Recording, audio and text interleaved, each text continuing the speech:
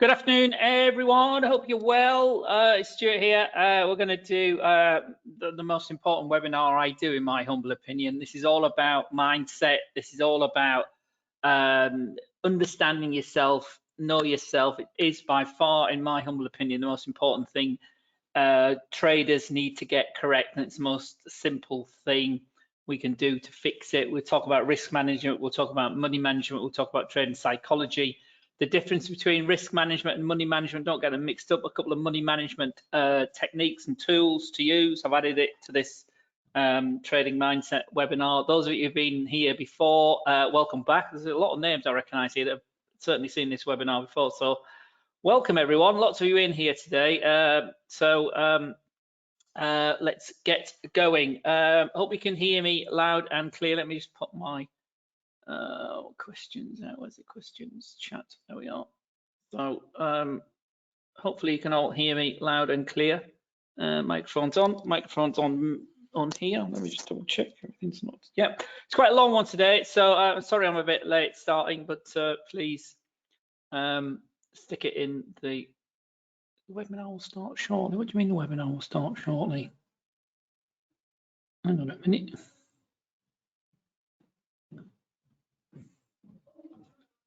Can you hear me, everyone? Can you hear me? Somebody said they could hear me. The chat box looking a bit strange.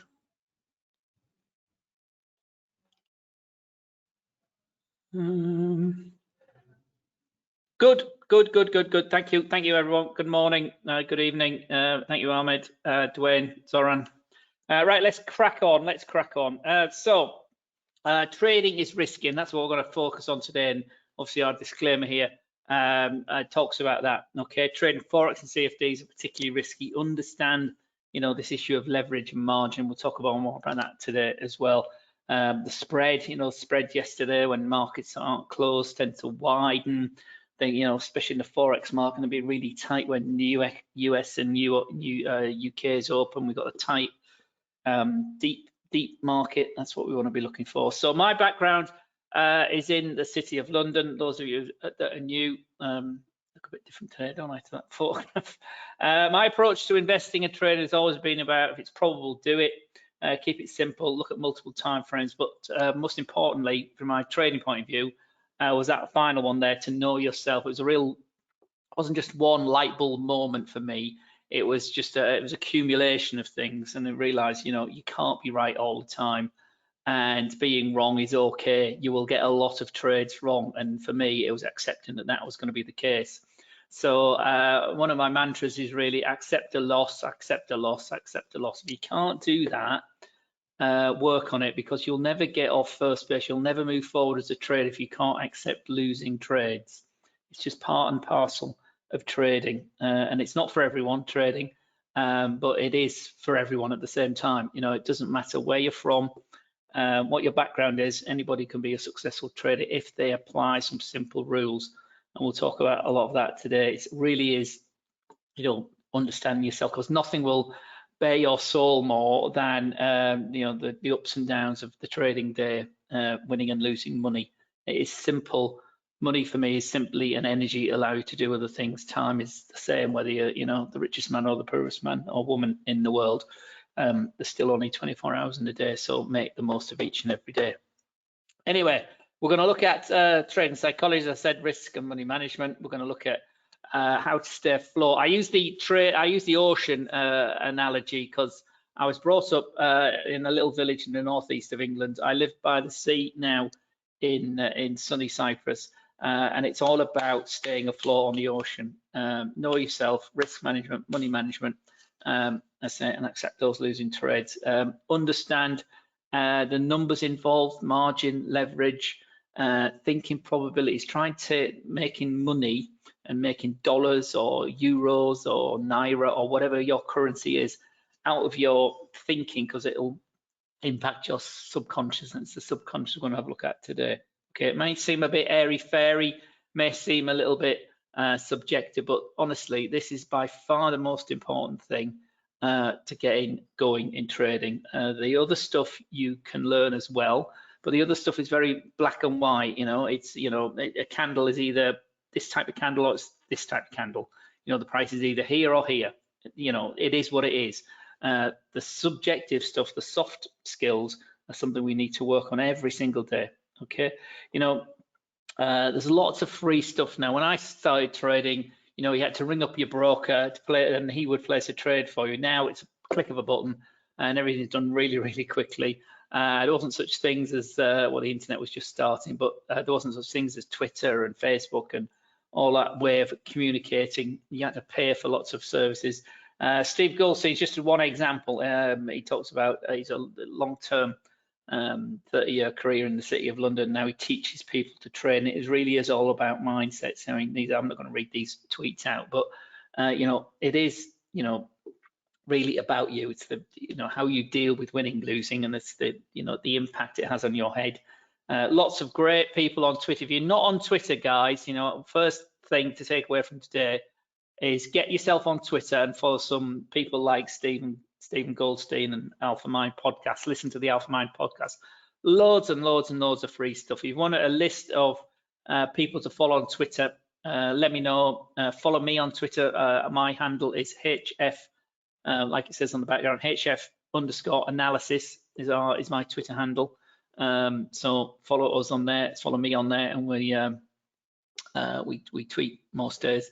Obviously about news. Great source of news to Twitter, and it's free. You know, lots of obviously shouting going on, lots of angry people on Twitter as well, but you can filter all of that out as well. So most people, whether they're beginners or experienced traders, whether they're new in their, you know, early in their trading career, whether, you know, still in their teens or, you know, early 20s, or, you know, come to this at 45 with lots of 55 or 65 or 85, whatever it is, with lots of life experience, tend to make the same mistakes, as human beings tend to make the same mistakes. And as the legendary trader Jesse Livermore said, there is nothing like losing all you have in the world for teaching you what not to do. What I'm going to read out now is 12 things I did wrong in my trading career, or have done wrong, and will probably do wrong again, okay, because we're human beings, okay? And as Voltaire put it, you know, when it's a question of money, everyone is the same religion. It all goes out the window, doesn't it? So again, if you've been trading for any length of time, whether it's 3 days, 3 months, 30 years, write down these 12 things, or, you know, do a tick list or something. What have you done? And be honest, because the market makes you, you've got to be brutally honest with yourself, because that's what happens in trading. So I've done all of these. I could have written 20, I probably could have written 30, to be honest. Let me just hang on, somebody's Skyping me.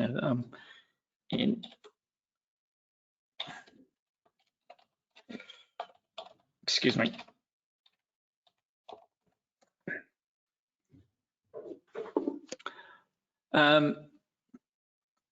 He started throwing me off my thread now. Yeah, 20, 30 I could have written, but these are the top 12, and the dirty dozen, if you like. So, and again, tell me at the end whether you've done any or all of these. I bet most of you, if you're honest, we tend to kid ourselves because that's what we do. We'll say, I've only done half of them, but I've done all of these and more. Okay, started with too little. Or the other thing, the key thing I did, I invested thousands, but I was expecting to get a quick return very quickly, and that's what lots of people do. They'll invest too much, or sorry, too little, and expect to get, you know, whatever it is, whether it's $100, $10,000, $100,000, expect to get, you know, 20% back or 50% back instantly or quickly. It doesn't work like that. Nothing in life's like that, is it? Think about when you learn to ride your bicycle, if you learn to ride a bicycle, or when you learn to drive, or when you passed your school exams. It didn't come instantly, did it? It didn't come in the space of, you know, a couple of days.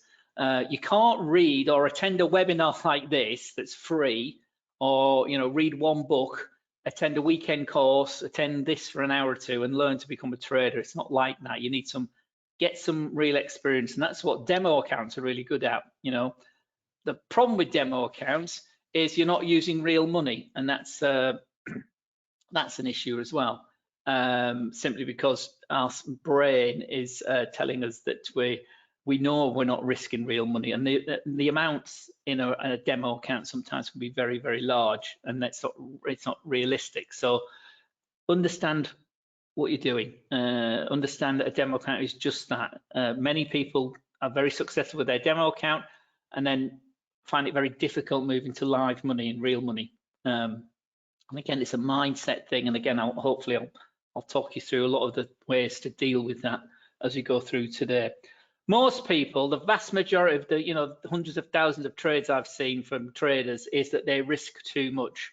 They will risk 10, 20, 30% of their entire account on one or two trades. If you do that, you will blow your account. There's no, the laws of probability, the law of mathematics are against you. Keep it small. If you're risking, let's say you've got $1,000 in your account, you're risking $200 on the trade. How many times could that trade go wrong? How many times could you do that? How many times could you risk $200 of your account if you've only got a $1,000 account and to lose? How many losing trades could you have in a row? Come on, somebody answer me. So if we've got $1,000 in our account, we're going to risk $200. How many losing trades can we have if we're risking $200 a trade?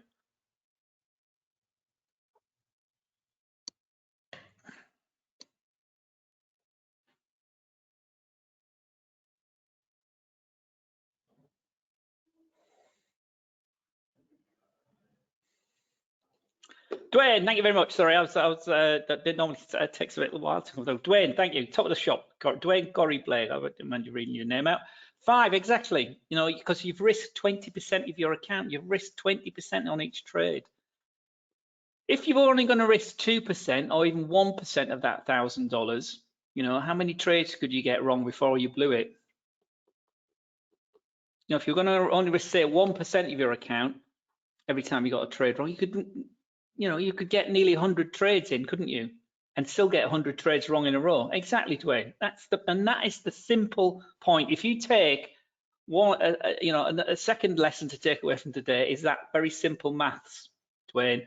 Understand, and everybody else that's here, just keep your risk of when you lose, it's small. And there's loads and loads of ways of working it out. We've got risk calculators. There's risk calculators free on the internet. There's all sorts of ways of working it out. Okay, we'll talk more about that later. So, but most people, I've seen hundreds of thousands of trades.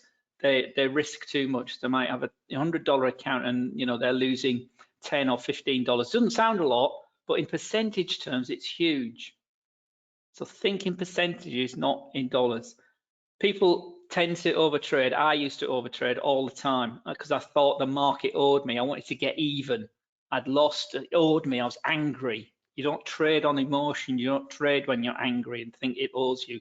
The market doesn't owe you anything. The market does 3 things, basically.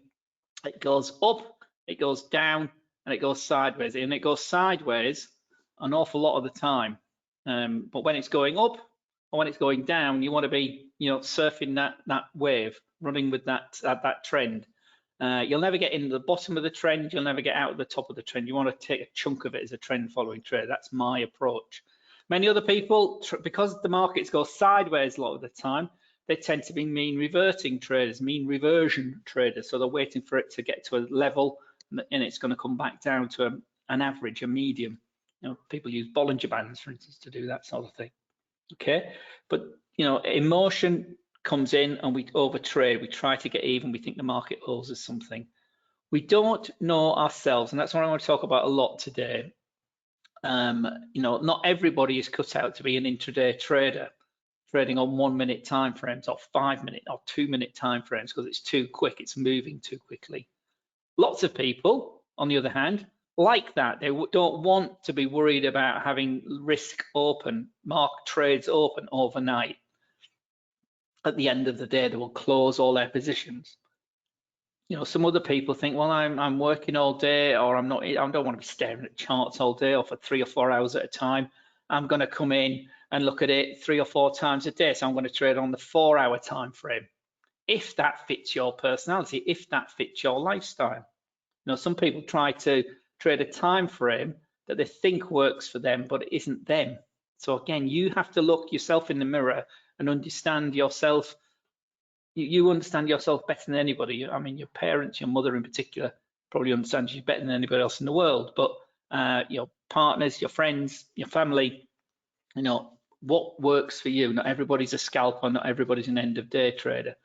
Somebody trading on an end of day basis needs lots of patience because he's not going to get they're not going to get very many trades triggering during the week. Whereas somebody trading on a 5-minute strategy can get lots of trades triggering. So what works for you, traders? What works for you? What works for me may not work for you.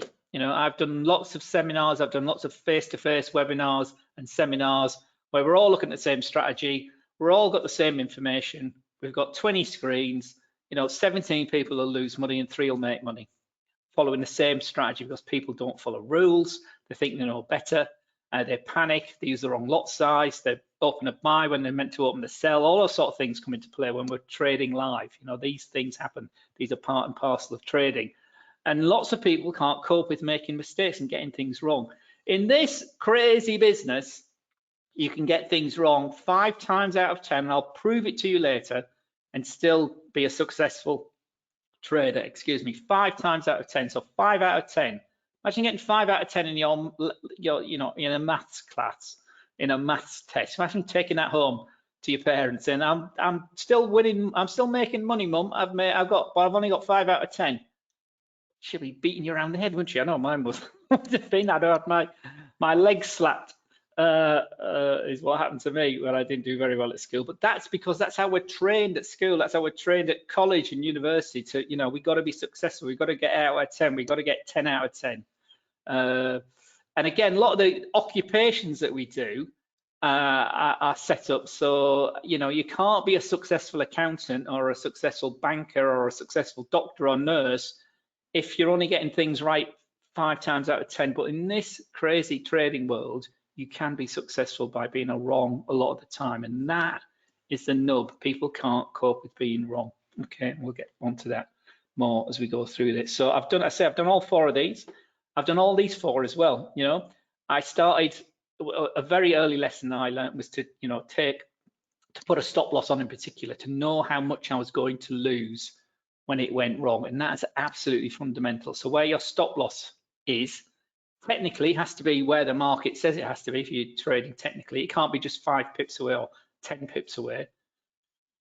I suppose it can be if you're using like a fixed level, but that doesn't make any sense, because 10 pips in the euro dollar market is very, very different to 10 pips in the gold market or 10 pips in the pound yen market, because the pound yen moves many, many more pips than the euro dollar does. So don't trade with a fixed pip size or fixed stop loss size. But most people, again hundreds of thousands of trades I've seen and watched, many people don't trade with a stop loss. They don't trade with a profit, with a take profit. They think, oh, I will get out when it gets to a certain level, or my stop loss is there, but you never accept it. It hits your stop loss or where your stop loss should have been. You think, oh, you stay in, or you trade in hope. Hope is not a skill a trader needs. You need to get rid of hope. You do not open a trade and hope it's going to win, or you hope it doesn't lose. Get rid of hope, all ye who walk in here. I know that sounds very horrible, but that is the nature of the cut and thrust of markets. You get in, you win, you lose, you accept it, you move on. Good when you win, not so good when you lose. Okay, and the stop loss helps you do that. Again, I see thousands of trades that are still open days, weeks, hours after they should have been closed. Sometimes, literally weeks, sometimes months. It's 20-30% in loss, and it's still open because the trader thinks it's going to come back, or it's going to come back. But 90% of the time they don't come back. Sometimes they do, and unfortunately that reinforces that bad behavior of hanging on to losing trades. Trade with a stop loss, trade with a take profit. Know where you're going to get out. Know if when you get out, you're only going to lose 1 or 2%, and you should be able to move on and be comfortable. That's the key thing. This is a big one as well, accepting losing and accepting winning. You don't need to win all the time. A 60% win rate is very good. is pretty good. Most traders, was a huge survey done in 2015 by one of the biggest brokers, similar to ourselves, a CFD broker. And they looked at millions, literally millions of trades, 25,000 trades, millions of trades. And it showed you that like 54% of traders were winning trades.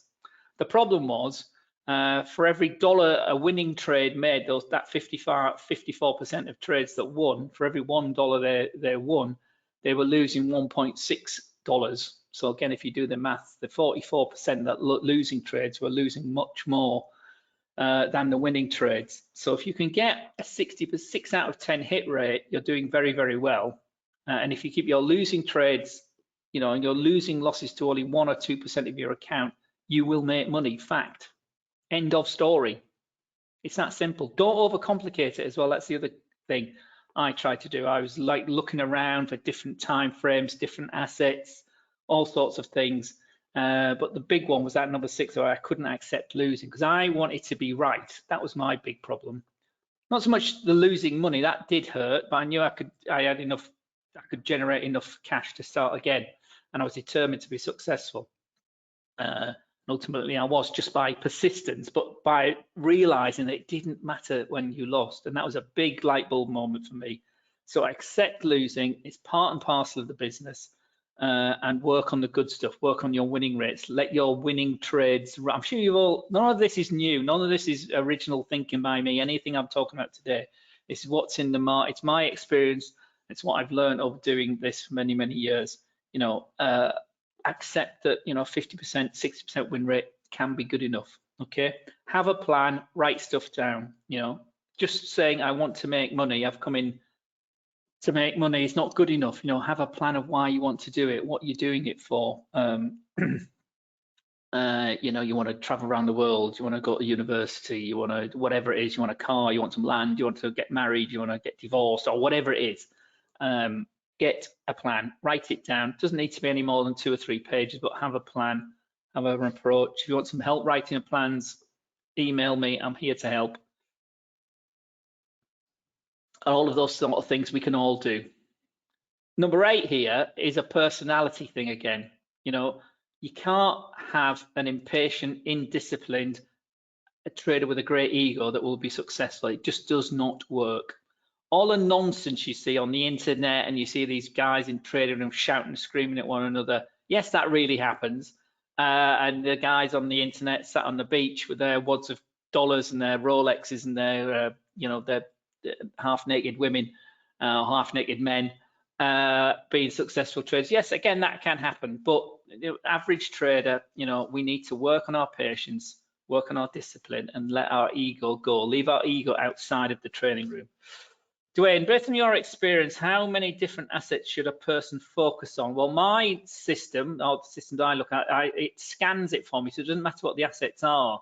There are other approaches where you become, it depends what you're like, Dwayne, as a person. Some people like just to focus on 1 or 2 assets, so they only have like, they might have, say they're going to trade the euro and gold, not necessarily correlated, or you trade the correlated trades. So let's just use those 2 as an example, very popular pairs. So they might have, again, they might have 3 different time frames on the same screen of the euro, and 3 different time chain charts for the gold at the same time, or they might just have their trading time frame. So if you say, for instance, you wanted to trade, say, the 5-minute charts on the euro, you might come into your trading session in the morning, see what the daily chart is doing. So the daily chart's in an uptrend. The hourly chart's in an uptrend. So if you're going to trade the 5-minute chart, a simple way to do it is, well, I'm only going to take trends that are, things that are going up. I'm only going to take positive trades. Vice versa. There's no trend on the daily. There's no trend on the hourly chart. So I'm going to use a mean reverting type approach in the 5-minute time frame as well. The assets, Dwayne, it's not really an issue because, all assets will trend. All assets will go sideways. All assets will go up and down. So understand the asset that you are trading by all means, obviously, because the Euro Aussie, for instance, that particular pair moves in a different type of pattern to like the Euro Swiss, for instance. Euro Swiss, very typically quite a range bound asset. It doesn't move up and down that much. Same with the Euro Pound, doesn't really move out much of a range, whereas something like the pound against the yen, or the pound against the Aussie, or pound against the Kiwi can trend and look like it's running for ages, because the range that particular asset moves each day is much higher than something like the Euro Pound or the Euro Swiss. So again, it doesn't really matter. You know, when just you're saying about my experience, when I started, I was investing in telecoms stock because I came from the telecoms background. I was in the banks, but you know, telecoms was the internet was just about, and I was just happened to be in the right place at the right time. I understood about the telecoms network being the backbone and critical to the rise of the internet. So it's what your experience is and what works for you as well. But you know, 2 or 3 certainly, and concentrate. You don't have to be all Forex. You know, look at things that you're interested in. You get to the beauty of trading, just a few things as well. You get to know the particular characteristics of the particular asset as well. Okay, and there's lots and lots of free stuff written about. So if you, for instance, if you want to trade the Aussie dollar, you can go and investigate what the Australian economy is like, what makes the Aussie dollar move up and down, how correlated it is to the gold price, how correlated it is to the New Zealand dollar, for instance, that sort of thing. So there's loads and loads of free stuff. There's lots of stuff on our website. There's lots of stuff out on the internet just by doing a search for it. But the stuff here, you know, is more important than knowing how many assets to trade. And it's all about your asset allocation as well, how big your account is and how much the particular product is that you're trading, what the spread is on the asset you're trading, what the margin is, and the leverage requirements for the asset that you're trading. Okay, poor timing. Everyone beats themselves up about, oh, you know, if I'd only got in then, all that sort of, that's stuff that comes with experience. You can learn that. Fear of failure is the big problem, or fear of missing out becomes an issue as well. Many people give up usually because they've risked too much. So if they put $1,000 in their account and they're risking $200 a trade, and very quickly run out of money. You know, you need at least 50 to 100 trades of just from a sampling point of view, just from pure mathematical point of view. You can't say you're gonna find a system after 10 trades or on 20 trades, because you can have long runs of winning trades. You can also have long runs of losing trades. You know, I think last time I was trading a lot, I remember having 9 losing trades consecutively in a row. I remember having lots of losing trades on the pound CAD and thinking, every time the pound CAD triggered on my system, it was stuck in my consciousness. Oh, I'd always lost. I'm always going to lose on this. I'm always going to lose on this. You can't think like that. You've got to take, if you have a system and a strategy, you've got to take each and every trade that triggers, because you never know, you know, which one's going to be the winner and which one's going to be the loser, because we never know what's going on that right-hand side of the chart, do we? So you've got to give your system and your approach long enough. Most people don't do that. They give up too quickly because they've risked too much. Okay. Now I'm going to say something now that, again, a lot of you have heard me say this before, a lot of you, and you probably haven't, but women, guys, and ladies are physiologically better designed to be traders than men, principally because of our physiological differences. One, women tend to risk less. Don't get me wrong. I know many risky female traders, and I've seen many female traders blow their accounts, but they tend to risk less because they don't have to be the winners. They don't have to be the boss. They don't have to be, like, you know, in charge all the time. It's that testosterone that's running around us as males that gets us into all sorts of problems, that causes all sorts of, you know, wars and conflict in the world tend to be between men that are in charge rather than females that are in charge. Need to be many, many more female CEOs running businesses and running countries, and I'm sure it would be a much better world. They also are physiologically designed to produce the next generation of human beings. So therefore, by default, they will tend to risk less. They will tend to be less gung-ho. Okay, that's just by their nature. You can't do that as a guy, guys. You know, we can't produce the next generation. It may come eventually, but we need females around. It sounds really misogynistic, doesn't it? But you know, females are really, ladies, gentlemen, are designed to be really good traders because of these two key things. They tend to risk less. They tend to accept losing better than men do. They don't have to win all the time.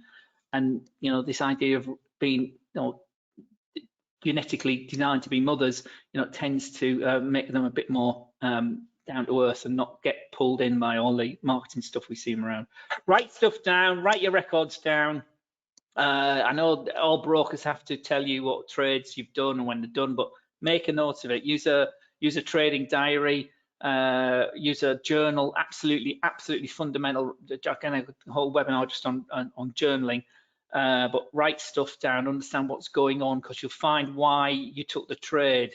Not just the price of the entry and the exit and the stop loss, profit and loss, but all the other things that are going on. How hot it is outside. There's lots of noise going on. Dogs barking in the background or whatever, or the internet was slow, all that sort of stuff. Write stuff down. But you also need to understand the principles of trading, particularly when you're trading CFD. So understand what a pip is, what the pip value is of the thing you're trading, how far it's moving, understand lot size and risk management and margin and leverage, how those two things can combine positively when you're winning, but very negatively when you're losing as well. Leverage, very much a two-edged sword. Be very careful with the amount of leverage you use. A few years ago, like I say, a lot of these slides are quite old.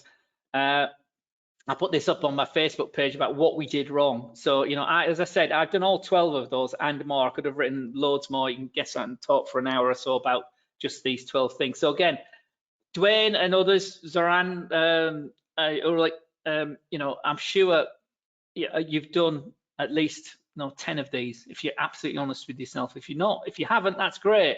Don't do them. But our human nature means that we tend to make these mistakes. Discipline, patience. Let's talk about some ideas. And I put those ideas up on Facebook, and I asked hundreds of thousands of people on my Facebook page about what they did wrong or what they did wrong as traders. And this is literally the words they use. So there's spelling mistakes in here and all sorts, but people just type stuff in, and no stop loss, greedy, fear, greed, all that sort of thing. No patience, discipline. I'm not going to read them all out, but you can see what people thought they were doing after they'd lost money. Yeah, Dwayne's saying he's done about 6. Okay, well, work on them, Dwayne. I'm here to help. If you want to, try and make sure you don't do the other 6, fantastic. These are, real people as well. These are all real people. None of these are made up, honestly. These are people who are on my Facebook page. I know a lot of these people personally. I've met a lot of these people as well. 3 things to focus on. Okay, this is my personal view. We have to focus on ourselves. We have to understand our belief pattern, what makes us tick as human beings. Not our sort of religious belief, but it's sort of part of that, obviously, because it's what drives us, isn't it? But you also need to understand risk and money management. Absolutely vital. We'll talk about the risk management, money management differences between the two. Okay, about lot size and actually managing your money. Okay, and do what's probable. Think in probabilities. It's all in the numbers. Try not thinking you're in profit and loss. Try not stare at the profit and loss column on your account. Do what's probable. It is in the numbers. Okay, so you need to find what to trade and when to trade. Dwayne was asking there, how many assets? Well, I say that is down to you. The beauty of only trading 1 or 2 assets, or 3 or 4 assets, let's say, it can fit on you if you've got a nice odd screen, or if you're using the app. The other thing is, remember, using the product you're using to trade. If you're trying to trade multiple things, you can't see screens and charts really on your smartphone very well. If you've got you've got multiple screens, you're sat in an office, or you're sat in your bedroom or wherever, or somewhere where you're trading, might be a bit different. You don't need lots of screens to trade, but so what to trade all day around what you're doing, whether you're at work, whether you're at university, whether you're retired, you've got a load of time on your hand. Trade when you can, not necessarily when you want to, and be aware of what's going on. If you're going to trade intraday, be aware of what's going on, be aware of the calendar, be aware of volatility as markets open, as markets close, as news comes out. I mean, yesterday was a classic example. There was no, many markets were closed for Easter Monday, but people were still insistent on trading because, again, it's they think they've got to be trading all the time. The best traders don't trade all the time. They wait for the trade to come to them. They don't want chasing a trade. They wait for their system to trigger. And when their system triggers, they take the trade. They have a target, they have a stop loss, or they have a stop loss and they have a target, whether they're going long or short. It hits one or two, they get out. They wait for the thing to trigger again. Simple as that. Lots of different ways to approach trading. But find something that works for you and works around your personality and your lifestyle. Because trading, especially that's one of the great beauties of CFDs and one of the great beauties of Forex and why it's become so popular, is that it is available 24 hours a day from sort of early Monday morning or late Sunday night, depends where you are in the world, right until 11 o'clock our my time on a Friday night. I mean, obviously, if you could buying and selling Bitcoin, which we don't do, Bitcoin exchanges are open 24 hours a day, 7 days a week, which seems a bit mental to me, but that's the nature of the crypto market. So there you go. So, there's obviously good times and bad times within that to trade. When it comes to liquidity and the number of people that are involved, the spread, how tight the spreads are or wide the spreads are, and that goes with different assets as well. Obviously, the least popular, there's less people participating, the spreads will be wider. There's less banks involved, the spreads will be wider. If there's lots of people wanting to trade this thing, the spreads become really, really tight because there's lots of competition for the business. Lots of people offering buy and sell, and that's all a broker does. A broker just simply puts different opinions together. So somebody or traders will stare at the same screen, the same chart. One person will see that this thing is going to go up. One person will think this thing is going to go down. So the guy that thinks it's going to go down will sell it, and the girl that thinks it's going to go up will buy it. And one of them will be wrong, one will be right. One will make a profit, one will make a loss. It's as simple as that. And that's all the trader does. He puts these two opinions, these two beliefs together, and gives them the ability to exercise their belief pattern. So, are you a trend following trader? Are you a guy that wants to trade on 1 minute charts and doesn't care, always wants to make 5 pips here, 10 pips there? It's what works for you, okay? And focus on yourself. So, as I said,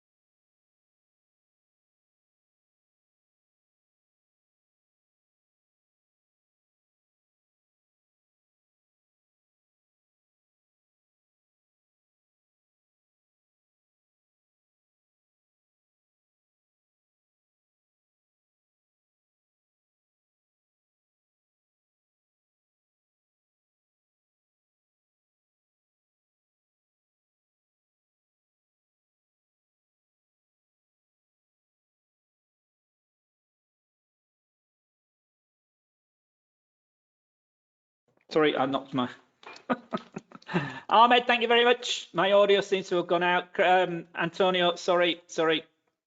I knocked my microphone. So I was basically talking about I'm just to hear fear and greed. You can't trade with hope and regret. Don't get rid of them. Just exercise them. Get rid of them. It's very difficult because we're human beings. So we've got to manage them. Instead of it sitting in our amygdala, our subconscious, we've got to bring it forward and make it our conscious thought. Okay, it's a trade. Be black and white about it. Grey and orange or whatever colors you want to talk about, the opposites of each other. Just get rid of them. So fear, there's lots of fear in trading, fear of losing. You're human beings. That's just, we're going to lose. We've just got to get over it. It will happen. But if the loss is only going to be small, and we know it's only going to be 1 or 2% of our account, we know we're going to live to fight another day. It doesn't mean we're going to make money, but we know we're not going to go bust very quickly. We're going to get experience of using real money. We're going to get experience of that particular chart, that particular time frame. Again, the longer you trade, i.e. the number of trades you do and over a period of time as well, because markets do have a bit of a seasonality to them. And again, you'll find that with different assets. There's, sometimes there's some, it depends what you're doing, but some good times to be trading the gold market, there's some bad times to be trading the gold market. Same with the oil market and other commodity markets. Demand for certain assets, rise and fall with the season. So things like wheat and coffee and cotton obviously have their growing season, have their production season, they have their auction season. So there can be a seasonality to certain things, but we lose. That is part of business. Just get over it. Missing a trade. So all right, Stuart, I'm going to trade on the 4-hour time frame because I work, but I can check my charts a few times a day. So I can check at 8 o'clock before I go to work. I can check at lunchtime and check again when I get back from work. So yeah, 4 hours work for me.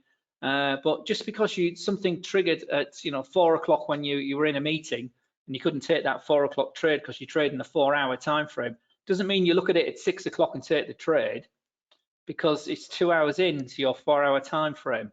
No, don't take it. And be disciplined enough to just not do it. I remember one of the first trading manuals I got, it's probably 30 years ago now. The first 2 pages were really exciting. It's great big thick A4 thing, these big ring binder things, all printed on glossy paper. And a few sort of pages in, great big massive thing, must have been 300 odd pages. So the big A4 printed sheets by this guy, and it said after about 2 or 3, stop now. Have you the patience and discipline not to turn over this page? Wait 24 hours before you turn over to the next thing. Guess what I did, can't you? As most of us would have done, we turned over, and we got the manual, and then we went for a 2-day course with this guy. Where the people had paid for the manual, and then everybody had turned over that page within 24 hours, and it was just an example of patience and discipline that we don't do as human beings. It's our natural inquisitivity, or we'd like to break rules. Markets are not logical. Markets are not don't do things you would expect them to do. Don't expect them to go up. Don't expect them to go down. Your system's saying it's going to go down, all well and good, but if it doesn't, you're wrong, and accept it being wrong. Just because everybody's saying the bank rate, the interest rates are going to go up, doesn't mean they will go up. Okay, it sounds a bit of an oddball, but get that rid of fear. You get things wrong. One of the worst fears is that last one there, losing a profit. So especially if you're watching it, you've set your stop loss, you set your take profit. You've got in here, you want it to go down to here, there's your stop loss, and it gets quite close to down here as it's moving, the price starts moving down, but it never gets quite to it, and then it turns around, doesn't it? And then it starts going back up again through where you got in. So you're now losing, and it hits your stop loss and you're out. You're within 2 or 3 pips of making a profit and you've ended up losing. That's the worst fear of all, but that happens as well. So again, you've got to accept it. Greed is terrible. Greed is good, said Gordon Gekko in 1987 in Wall Street. I got quite greedy at the beginning of the 2000s. I thought I was the dogs when it came to trading, because I was investing and I was throwing loads of money at the market and it was just going up. And that's because I didn't know what I was doing. The markets were going up and going up, going up. We had a massive tech bubble like we've had in the last few years as well. And assets just kept going up, going up. So I was, putting 5,000 in here. It was turning to 60,000 within, days and weeks. It was mad. And then all of a sudden it came to a crashing end as the tech bubble burst into probably about, this sort of time of the year, wasn't it? March, April, 2001, 2002. And then started again 2003. But that's, greed. You don't have to go through what I went through to do that. Just keep it simple, keep it in control. Don't get excited. Try not to get too excited. Try not to get too down when you're losing. Try not to get too excited when you're winning. It can be, find something that works for you. And for me, it's an end of day basis. I scan, and that system looked at 42 assets, either had a trade or it didn't have a trade. It was across Forex, it was indices, it's gold, it's oil, a couple of crypto positions as well now, because everything trends and trades. and you get in for a few days and you're out, you know, on an end of day basis, or can hold stuff for a week, add to my position, scale in, scale out.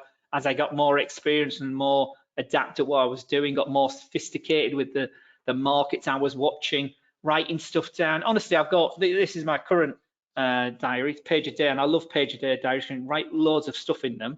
And I've got, you know, 20, 30 of these things, all going back, and you go back through them, and you can see what you've written down, what's happened, why has it happened, how many days are up, how many days are down, you know, but it's all relevant to your time frame.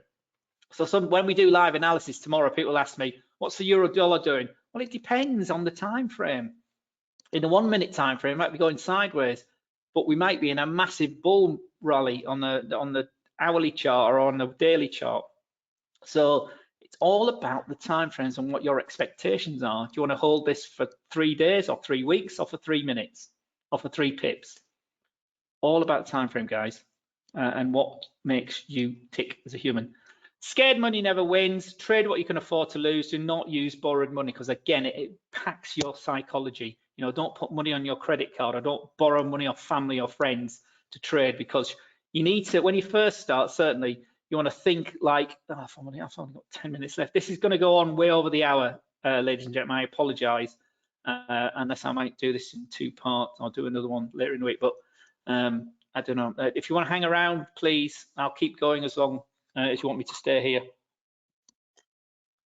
If you need to go, I understand. Sorry, my timing's completely out today, so I apologize. So, but you know, that's the key thing, because again, it affects your your subconscious. You know, you've got to have what I call PDC, like patience, discipline, and control. You know, you've got to be patient to wait for your strategy, your levels, the candles to complete. The amount of people I see saying they're trading on the, I don't know, the 1 hour time frame, but they will take a trade after 30 minutes of the 1 hour and it's not complete. You can't make a decision on the last 4 hour candles if the one that hasn't triggered, or the one you're waiting for it to close, hasn't closed. Wait till the hour's up, or wait till the 30 minutes are up, or wait till the 5 minutes are up.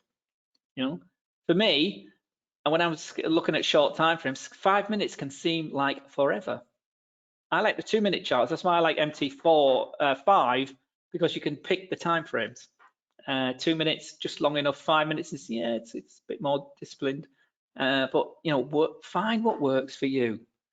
Wait for things to happen. Patience, whatever the time frame. You know, people say, oh, well, scalping doesn't matter about patience. Yes, it does. It's just as important, if not more important, because your emotions are more compressed, because you're doing things more quickly. You have to flip between being a buyer and a seller, or a buyer and then you're adding to your position. You're adding to your position as the trend keeps running. So without fear of retribution, you know, the trend is running, it's in your favor. Keep going, keep adding to your position. You've got to stick to your plan. Have that discipline, have that self-discipline to have a plan, stick to your plan. No, make it, see if it works or not. Don't give up too easily. Risk small amounts, back test it. Use demo accounts to see if this approach is going to work. There are thousands, hundreds, if not thousands of strategies and systems out there that work, and they work well enough. The problem with them is the application by the individual trader. Remember what I said before about that huge survey that that big broker did, 54% winning rates. The problem was most traders were letting their losses get too big. So cut your losses off. Just by cutting your losses small will help you immensely. Even if your winners aren't getting any bigger, cutting your losses smaller will definitely improve your win rate and your hit rate and your confidence and your consistency. Okay, so stick to your plan. You've got to get on top of your emotions. You can't let your heart be pelting away, your palms sweating because you're losing money. You're not sleeping because you're losing money. You've got trades open, you can't sleep. Get rid of all of that. If that is the way, don't have trades open overnight. And the reason you'll be doing that, you've got sweaty palms, your heart's racing, you're not sleeping, it's probably because you've got too much risk on the go. You can't afford to lose. Think about it. If you know you're only going to lose 1%, you should be able to accept that and come to some sort of calm and acceptance. If you can't, go and do something else, guys. Okay, get rid of fear, greed, hope, and desire and regret. You can't get rid of them. I just say get rid of them. You can't. You've just got to manage them. Okay, manage that fear and greed. It's the same coin. I only have a coin at this point. You know, fear and greed. It's like a trade. You win or you lose. Fear, greed. Win, loss. Same coin. Well, different coins, but the same outcome. And don't get too hung up about one particular trade. So you've lost a trade. So what? Get on to the next one. It doesn't matter about the outcome of one trade. It matters about the outcome of 100 trades. That's what you're more interested in, or 1,000 trades, or 200 trades, 2,000 trades. That's where you want to be working on, okay? So patience, discipline, control. How do we do this? Well, we reduce our risk, as I've mentioned many times. Larry Hyatt, very famous trader, very, very successful trader. That's when I first came across the 1% rule. This is an extreme, obviously, 1%. Obviously, with small accounts, it's very difficult to just risk 1%, but we changed the numbers. We've got this little spreadsheet, we can change the percentage levels, but you don't want to be risking more than 2 or 3, absolute maximum 5% risk. We'll look at some money management bits later on, but let's just go with the 1% rule. Or you use a fixed money amount. I can't cope with losing more than $5. I'll stick to it. Percentages is better because it varies. It's the amount you're winning and losing depends how big or small your account is. So, but what stays the same is the 1% or the 1.5% or the 2%. They're the sort of numbers you want to be playing with. Ideally, below 3%, absolute maximum of 3%. Okay, because even if you're losing 3%, it only gives you 30 trades out of 100 to get wrong, doesn't it? They can then soon add up. Okay, but let's just use this 1%.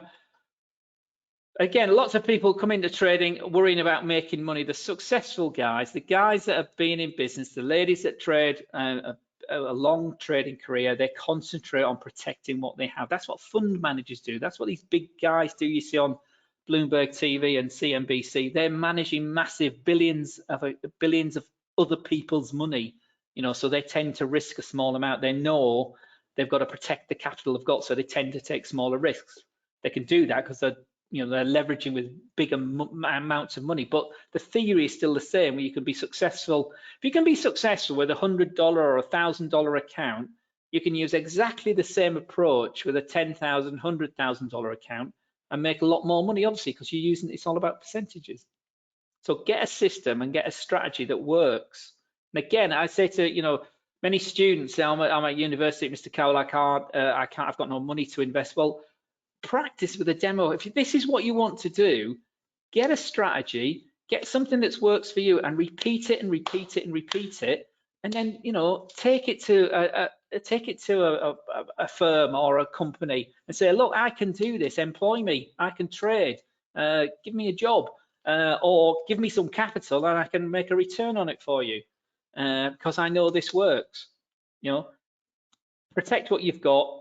You will have some losers. You will lose some battles, but ultimately you're going to win the war. That's what you want. That's what you're looking for. Most people fail through a lack of understanding of money management and risk management. Leverage can be an absolute killer. Okay, you've got to understand leverage, understand how it works for you, but can work against you as well. Be careful with the amount of leverage on your account. Okay, in a small account, be very, very careful. Okay. And again, the other thing I find it bizarre is the amount of people that don't care, have a really cavalier attitude towards trading. There might be very successful lawyers, or I remember a doctor, incredibly successful doctor, very, very well regarded in his field and where he was physically in the world. And he used his trading account just as a not to make money, but just as like a relief from his work. So he's just absolutely cavalier. He lost literally millions, but even to this day, I still don't understand why he was doing it or what he was trying to get out of it. He said to me a few times it was just he liked having not the attention, but bringing in other people to trade in his team and everything. But every time he touched it, he just got it wrong. It wasn't for him. It didn't work for him. But and he wasn't taking it seriously. That was the key thing. So take it seriously, treat it as a business, have a strategy, have a plan. Never trade like on impulse or with anger or trying to get back or Get up, go and have a walk. If you're trading intraday, trade the time frame that fits you, as I say all the time. Automate as much as you can. So if you have a strategy, you can automate it, and accept losers, manage your emotions. A strategy, risk management is absolutely a key part of it. Money management, a key part of it as well. You can have like, I get in on here, I get out here, but how much am I going to risk? What's my lot size going to be? What's my position size going to be? What's my money management? Things we're going to talk about now. Okay, so these are soft skills that you have to work on, and the discipline, the patience, the understanding, the control, not jumping in, not over trading.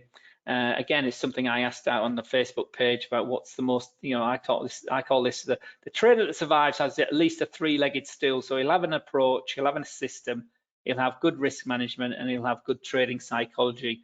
I asked again, what makes for you? I mean, some people are very much into having a mentor now, people that you can copy, or they can support them and let them grow. There's all these prop firms at the moment, proprietary trading firms, which allow you to trade with their money is the big headlines. I mean, there's hundreds on them. There's lots and lots of them now. Lots of bit. I mean, we don't work with any currently, but there's lots of nuances, lots of different ones out there. Some of them are very restrictive about how long you can trade for, how much risk you've got to, many trades you've got to do, and you've got to complete them for. So it's not all, it's not as easy as it sounds if you're a successful trader, or as simple as it sounds when you say easy. But yeah, have a look at those. It's all about, fear and greed, managing that emotion, trading psychology, absolutely vital. Let's have a look at some money management and risk management things now. And again, it's a mindset thing. If you've lost 10% of your account, you start with 100, you lose 10%, you've got to get 11 and a bit percent back just to get back to even. If you lose half of your money, you got $100, you start with $100, you lose 50, you've got 50 left, so you've got to get 100% of what you've got left to get back to zero. That's why you protect what you have. And once you start losing more than half of your account, it's virtually impossible to get back your money. And again, so you've got to stop thinking like that, trying to get back to zero. I've just got to try and learn what I've done wrong in this losing half of my money or 20% of my money. And be able to move forward. Okay, so they limit their losses. Successful traders, they accept they'll lose, they know they'll be profitable, they tend to have, I haven't talked about risk reward ratio all today, but they'll tend to have a risk reward that works for them. We see a lot of risk reward of 3-to-1 or reward risk, depends on how you want to phrase it. For every, so my stop loss is going to lose me 1%, I want to make 3%. Think of it in percentage numbers again. Or if I'm going to lose 2%, I want to make 6%. Or if I'm going to lose 3%, I want to make 9%. Okay, dollars. Or if you dollarize it, I'm going to lose $100, but I want to make $300. How am I going to only lose $100? Well, my lot size is going to be that size to make sure for my account it's only going to be $100. Okay, and I know it needs to get to there. Is that level? Is that stop level there? This bottom here, is that level a sensible place for it to be? Well, no, it needs to be a bit lower than that. So the stop needs to be that much bigger. So therefore, the lot size needs to be smaller. If I'm only going to lose, still only going to lose $100. And there's lots of, all our trading calculators will allow you to do that sort of thing. Okay, so there we go. It's very simple spreadsheet. This is a win-loss ratio here, risk reward ratio down here. A starting equity of $5,000. This example, and these are examples as well, except this is from a live account, but you can just plug the numbers in. I've got a very simple Excel spreadsheet that does the 1% and 2% one as well. If you want it, again, let me know. So here, so as a $5,000 account, 3% risk is $150. So if you had a 2-to-1 risk reward ratio, and you lost 50 of your trades, 50% of your trades, you only had a win-loss ratio of 50-50, you still turn 55,000 into 7,500, don't you? Think about it. So you still make 50% of your money back up because you kept your risk reward 3%. The guy that I got this from, he had a particular, his risk reward ratio was 3.5 to 1, and he had a 60% hit rate. And so every $5,000 invested in that fund was making 25,500 over the course of a year. Okay, don't believe me? Let's do a really simple one. Okay, so again, let's assume we got 5,000. It doesn't have to be 5,000. Use any number you want. Okay, use your account size. Okay, but the key is keeping the risk small. So let's assume again, this we're going to go the other X. We're going to use the 1% rule. So if we've got an account of 5,000, 1% of 5,000 is what? It's 50, isn't it? 1% of 50 is 5,000. 5,000 is 50. So we're going to lose 50. We're going to do, let's assume we do 2 trades a day. So we're sort of whatever trader. So that means 10 trades a week over the course of a year. That would be 52 weeks. If say we trade, let's assume we trade every single week. So that's 520 trades. Yes. Yes, I'm sure you're all with me. Let's assume we're going to aim for a 6 out of 10 hit rate. So we're going to be a bit better than average according to that. Remember, flip of a coin, remember, is a 50-50, isn't it? Think about it. You win or lose. Obviously, you get trades that are in between. Remember flipping a coin probabilities? Heads or tails, 50-50. So, you know, getting 60% is not that big a target. You know, don't overcomplicate this, guys. So we win 6 out of 10. So if we're going to win 60%, we are going to try and, sorry, if we're going to lose 50, we want to make a risk reward ratio of not 1 to 3 or 1 to 2. Let's say 1.5, 1 to 1.5. So if we're going to lose 50, 1 and 1.5, 1.5 times 50 is 75, isn't it? So for every trade we win 75. For every trade we lose 50, but we win 60% of our trades. So the simple maths, if we stick to this,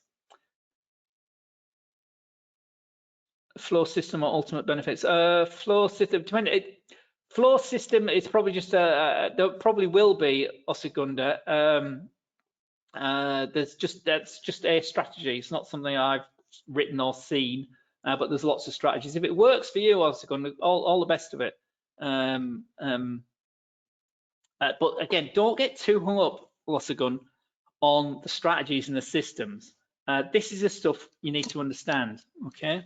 So again, how big is your account? What's 1% of your account? You know, what's your win rate? What's your loss rate? These are the sort of things you need to know. Okay. If you haven't got any money to invest in your account, trade on a demo account. Trade the flow system on a demo account and see what sort of numbers comes out. These are the key things you have to understand. These things that are on the screen at the moment, my friend. Okay. So I was saying, so winning trades, he wins 60% of his 520 trades at 75. So that gross is 23,400 if you do the maths. He's losing, or they're losing 4 out of 10 of their 520 trades, but they're losing 50, let's say dollars. And so we lose 10,400. So we've netted overall, we've netted 13,000, haven't we? 13,000 over 1 year. That is 1,080 per month. We started with 5,000. So our return on our capital investment is 1,000 divided by 50 per month. Is 21% per month, or 260% in the year, because we've made 13,000 from our 5,000 investment. It is that simple.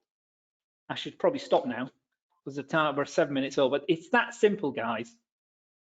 Keep your losing trades small. Anybody want to disagree with me? Anybody want to say it's too simple? Anybody doesn't agree? Anybody think I've oversimplified it or made it complicated? Let's assume that we're not that good, you know. So let's say we don't win 60%, we win 50%. We don't win $75, we only want to win $60. So 1.1 and a 1.5 our risk reward, we're going to be 1.2. We still make 4% per annum, or 52% a year. Remember, flipping a coin will give you a 50% win rate. You win or you lose. Obviously, the trading is there are flat trades as well. I get lots and lots of flat trades.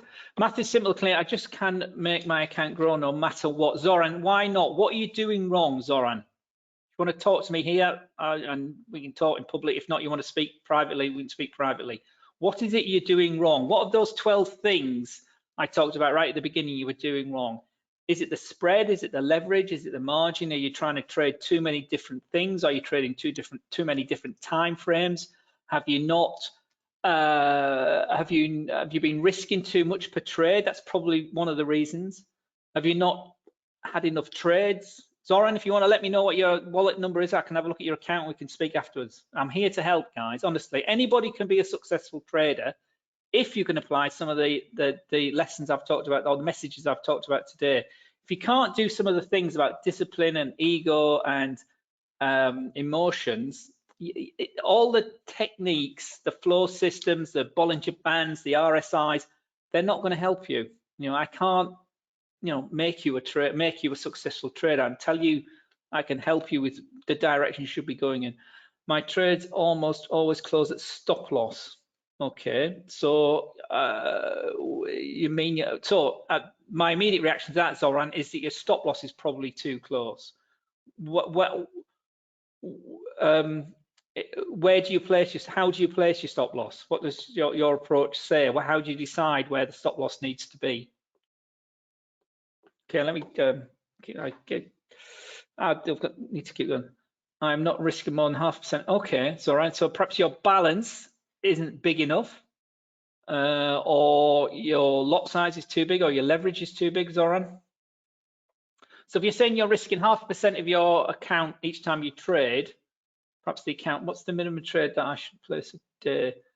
Edouard, there isn't, Edouard, what's the minimum trade that I should place a day? There isn't a minimum amount of trades, Edouard. That isn't the point, friend. There isn't a minimum amount of trades. If you let me just try and make this as an example. Let's get a right. Can you see the screen, guys? This is a trend following strategy. Okay, it happens to be the DAX, the German DAX, the GER 13. It happens to be this happens to be the 2-minute time frame, but this trend following strategy works on all time frames. Okay, so this strategy says the moving averages need to cross. So here, there's 3 moving averages on here. The blue line is the 5-period EMA, the yellow line is the 9-period EMA, and the magenta line is the 21-period EMA. And each of the candles on this chart represents 2 minutes, so you were in and out a lot. Okay, so in simple terms, when the moving averages cross, so when the blue line, the 5 crosses over the 9, that's a potential trade, as we've got here. So,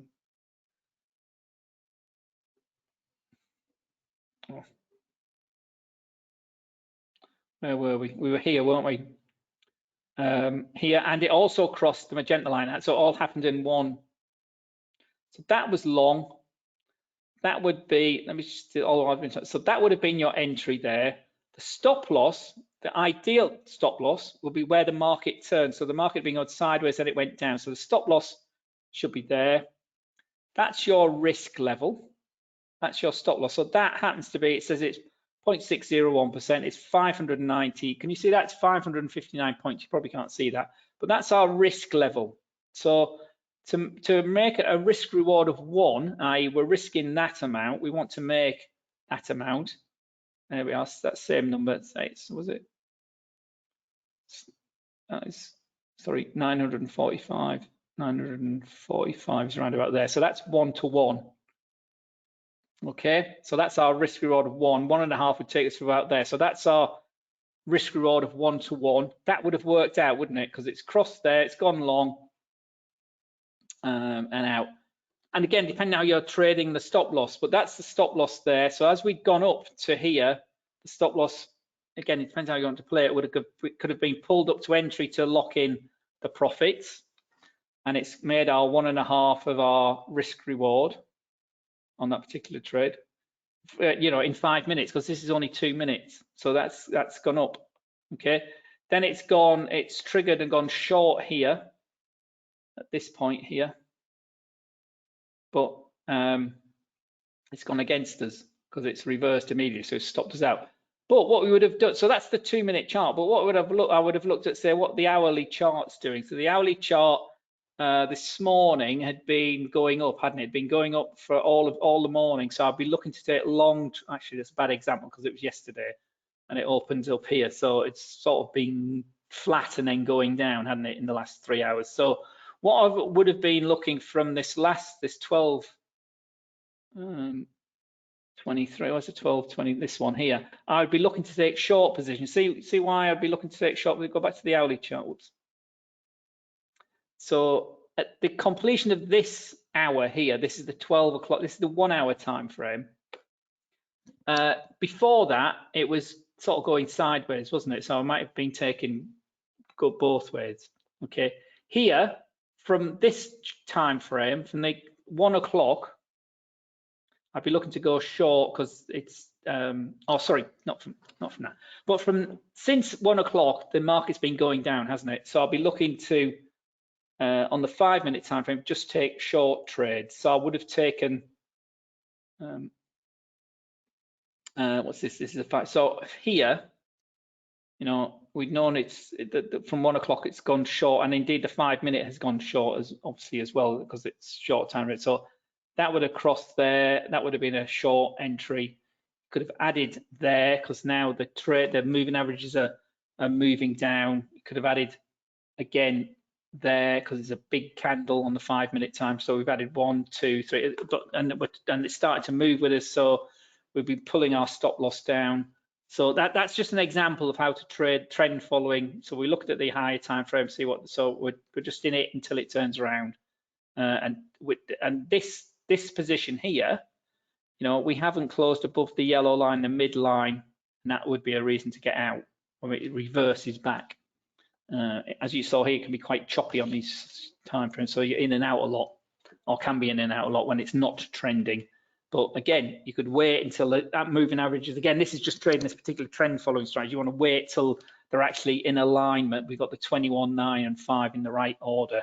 Here we've got the 21, 9, and 5 in the right order, but going up, but they've flattened out then, haven't they? There's no angle, so it'd be like, I'll get out because there's no trend, or they've crossed, but not crossed properly till this point here at 13.20. So we've got all of those pips in the bag at the moment. Okay, so that's just an example of a trend following strategy. So that's what you want to be looking at, Zoran Ebiwar. Okay. So, and again, it's just going back to, so again, so that's we got in here and it sort of went against us. So our stop loss initially would have been, if that's where we got in, and that stop loss would have been perhaps up there somewhere. When we first got in, or then got in a second time here, our stop loss might have been a bit closer, top of the candles. Remember, this is only the 5 minute chart, so it moves around very quickly. So our stop loss would have been there. But again, all about percent. It doesn't matter about how far it's moved or hasn't moved. It's all about percentages. So again, that's our stop loss. That's our risk. So we made at least 2 times our risk level, and it's still trending. So big candles have allowed us to get back in again. And again, would have been another one there probably because it's with the trend. Add to our position, and down we go. Okay. Anyway, so I'm confused you with that, but that's our doing what's probable, thinking, winning terms. Keep the losing trades small. Let your winning trades run. Okay. Stick to the 1% rule. This is a very simple Excel spreadsheet. If you want it, a copy of it, please let me know.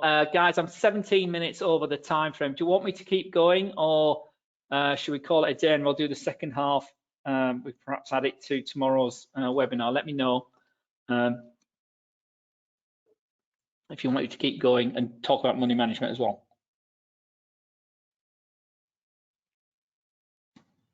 Still about 30 of you here. Zoran saying keep going. Richard said keep going. Latil said keep going. Dwayne says keep going. Right, I'll keep going. Okay. As long as you're still listening and it's sort of making sense. I hope it is. So basically, it's a very, very simple spreadsheet. This black column here. Can you see the black column? Hope you can still. Yes, you can. Yeah, this was the last time I was trading extensively. I had a risk per trade. My data was 1.8. I had a 2.3% profit per trade, and I had a success rate of, it was getting good. It was getting over 70%. Over the years, is about 68%. But that isn't the issue. The issue is dealing with the 38% or the 28% of the losing trades. That's my mindset. So as you can see, you keep your risk small. Certainly, Ulrich, you can have the spreadsheet. It's very, very simple. The problem is most people are over here. They might have a good hit rate, like here, success ratio of 90%, but this guy is risking 20% and only winning 0.2%. So you very, very quickly blow your account. You know, a 1% hit rate with a profit of 2%. You know, 60% hit rate, you can have fantastic returns. Okay, but you can have, you know, risky like 10% of your $100 of your $1,000 account each trade. But if you're only winning a target of 4%, even winning 70% of your trades, you still lose money. This guy was winning 90% of his trades, but he was risking far too much. Far too much. Keep that risk small. That's again, the mantra of today. Keep your risk small. Latil, everybody else, certainly we'll have a copy of this spreadsheet. It's very, very simple. I'm no Excel math, but you know, plug it in. Know your numbers. Know what your hit rate is. Know what your profit per trade, number of trades you're doing per week or per year, or however you want to work it out. Do it per month. What's your success? How good are you at it? You know, and work on those numbers. You know, constantly. If you're not winning enough trades, why not? Like Zoran was asking, what is he doing wrong? Find out what's doing. And again, that's why I say about writing stuff down. Have a journal. You know, document it all. So many people just ignore. They don't do any analysis of what they've done. They've just come in without a plan. You know, oh, it looks like that's going up. I'm going to buy it. Well, where's your stop loss? I don't know. Where do you want it to go to? Oh, I don't know. It looked like it was going up. And then a second later, 2 seconds later, it's you know, it's turned around and they can't cope with the panic and they're out.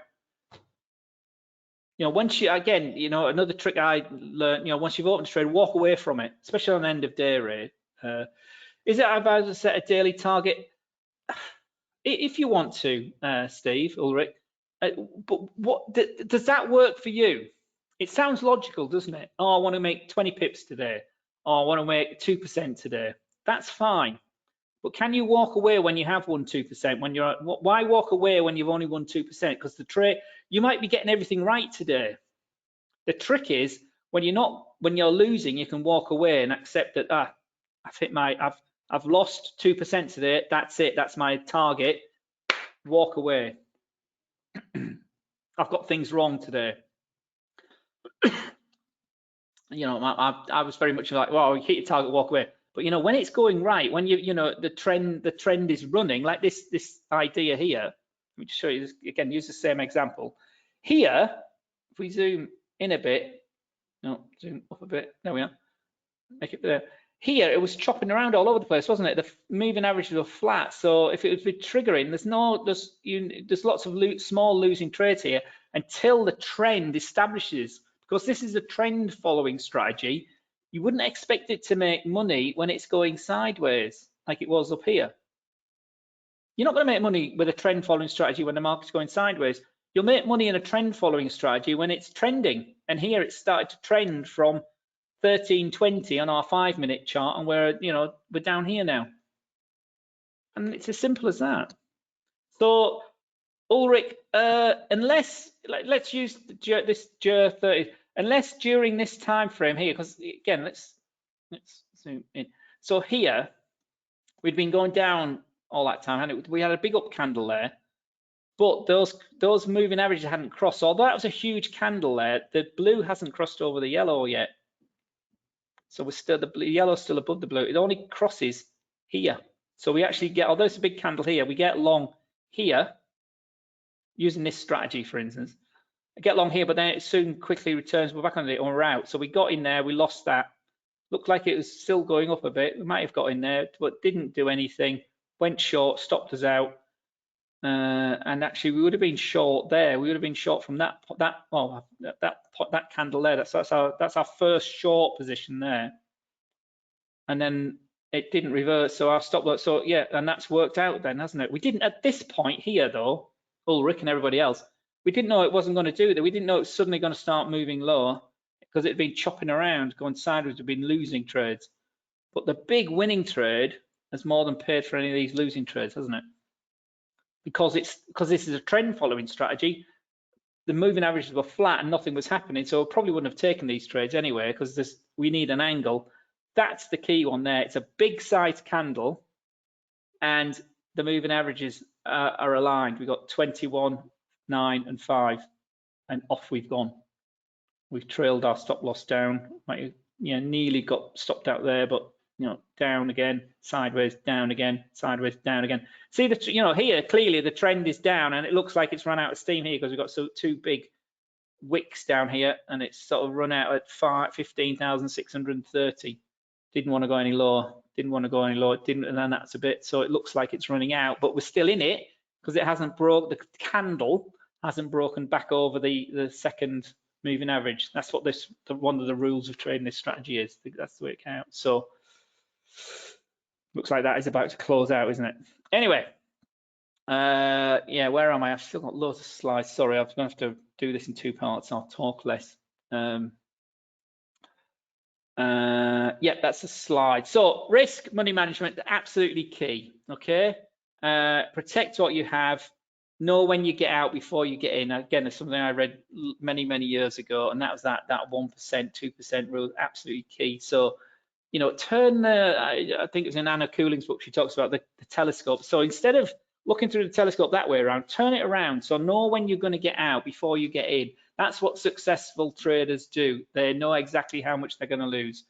Great risk management system, keep an average method, which mine's pretty average, but it can make it successful. A poor risk management system can often ruin, and often does ruin, systems, as I've written there.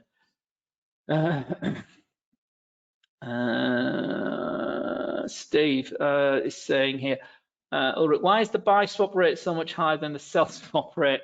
It's one of the vagrancies of swap rates, I'm afraid. Well, not afraid. It does work for you. It depends what side of the trade. It's just, let's be honest, Ulrich, it's one of the way brokers make money, to be honest. Being completely honest with you. So just be aware of it, okay? Yeah, but if you're worried about the swap rate eating into your profit, I would argue that you're undercapitalized.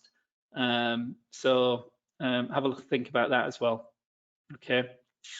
Or think about perhaps trading a different system or different strategy or something. Yeah, so go away, try and invest a bit more. But it is what it is. I know it's a horrible thing to say. I hate that phrase. It is what it is. But it's part of the costs of trading swap rates. But it has been worked on industry-wide, and we are working quite heavily on it as well. So keep in touch. Ahmed, ask away, my friend. If you want me to give a public answer, I will. If you don't want me to, I understand that as well. So protect what you have. So money management. Right, these are a few slides about actual money management. We talked about risk management. The next 5 or 10 slides or so talks about specifically about money management rather than risk management, okay? It's a numbers game. Our lawyers don't like me calling it a game, but it is a game. It's the most important component of your plan and of your approach. It will determine how much you make. You apply the right one, make a complete difference, because hopefully you've realized make a massive, can make a successful approach. Remember those traders that were winning 54% of their trades? If they had a better money management system, they would have made money, like I've just proven to you, haven't I, with the 50% win rate. Okay, it makes the difference between losing and winning, or a huge, and then when you do, it can go. I don't want to get everybody too overexcited or accused of sort of, not overblowing this, but it can go exponential very quickly, honestly. and you can apply it, and it just makes a complete difference. Okay. It's where what money management does is allows you to increase or decrease your position size to limit risk, you know, with the greatest growth potential of your account. Okay. It looks at risk and reward factors, which we've talked about before, and it focuses on them. Okay. It can be used with any account in any market. It's focused on one thing alone, the performance of that account. So whether you've got $1,000 account, a $10,000, $100,000, $100 million account, it doesn't matter. Money management is what it is. You trade the amount of lots or the contracts or whatever it is you're trading, futures, CFDs, all to do about the maths and the numbers. And it's as simple as that. And too many people just don't apply any of it, even with a small account, or even worse, with a big account. They're just throwing stuff around without any money management. There's 2 or 3 key ways on it. There's lots of ways of doing it, but ones typically stay away. I mean, there's lots of fans of martingale, but in my experience and in many people's experience, stay away from martingale systems. There are 2 approaches. Martingaling is one of them. You hear it a lot. What martingale does, it works on the theory that eventually you're going to win or eventually you're going to lose. So you increase your position size to cover your losses. It doesn't work. So in simple terms, as the account loses, the trader will double his position size in order to recoup the losses and make a little profit. It's a very high risk approach. It was pushed by lots of unregulated accounts, lots of very unscrupulous people talk about martingale systems. Anti-martingale systems are the opposite. The position size increases with wins and decreases with losses. That makes sense, doesn't it? So when you're winning, you're backing yourself. Like with that trend here, the candles are big. It started to trend. We've been losing, so nothing's been happening because the moving averages have gone flat. Here we got a big candle. Yeah, we had a big candle there, but it didn't work out because it hadn't actually triggered at that point. But we were waiting for it. Looked like that was going to go, and it immediately ran away, and then it went sideways. Down. Add to position because the candles got bigger. Maybe I've added that. I don't know, but. Look, when we left this a minute ago, it didn't look like we were going to get stopped out, didn't we? We tested the 5 and we're still in it, aren't we? So I might have added, that's big enough to add again. Again, this is just my experience, just looking at the candles, looking at the trend. Where are we going? 15,632. We're an hour away from the US Open. The signal line on the MACD is still with us. RSI is still moving out. It's in an oversold area, so maybe running out of steam, but there we are. Those. When we last looked at this 5 minutes ago, the wicks were long. We were looking at this as the floor. So what I'd be doing now, having just added that last position, I'd be looking at, we need to break this 15,630, the bottom of this wick. That's our next low target. But it could reverse very, very quickly. But then, everything gets closed because it's reversed. So my win from there to there is out. That one would be out. That one would be out. Again, this is just how this system works now because we've scaled in. As the trend has got bigger, the candles have got bigger, and that's just a great example of a strong trend, literally why I'm talking, okay? So anyway, and my money management comes into that. So that's what, and this is we increase our position size as the wins, or we add to our position as the wins increase and decreases the losses increase, okay? So, right, I've gone on a really long time. I'm gonna have to run through this quite quickly. If you want me to do this again, I will, but this is also part of those of you that are in Africa. This is part of our Friday session as well. So come join us again on Friday for that as well. Martingale is a losing streak won't last forever, and then eventually it will be. However, losing streaks can go on and on and on, and the trader will be risking everything just to get back to break even. That's all you try and do with martingale. It's almost impossible to implement.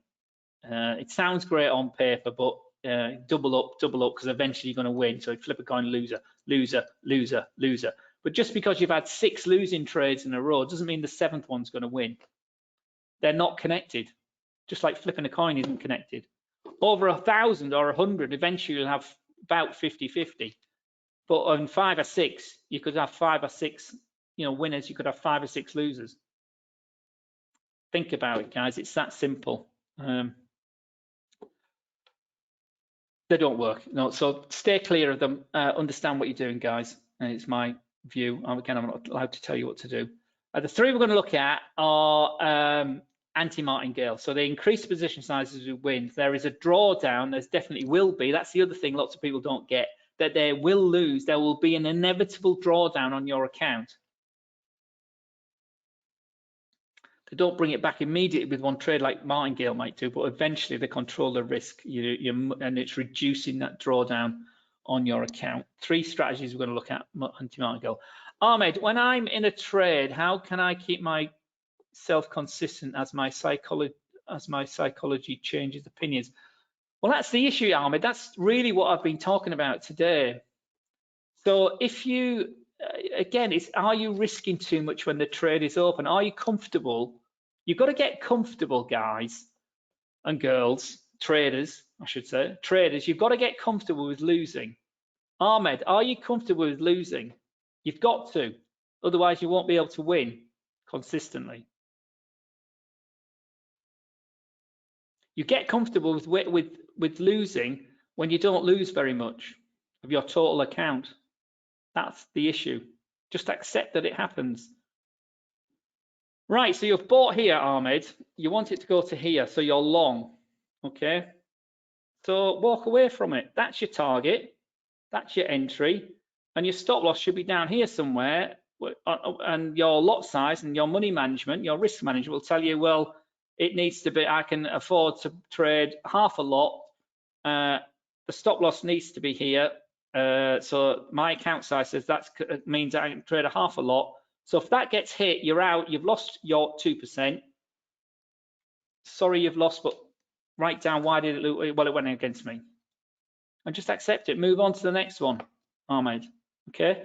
So you don't have to manage trades when they're open. You don't have to do what I've just been demonstrating here about adding to your position as it's going. It comes with experience and it comes with trading. Again, I mean, if you're a new trader, that's triggered short here.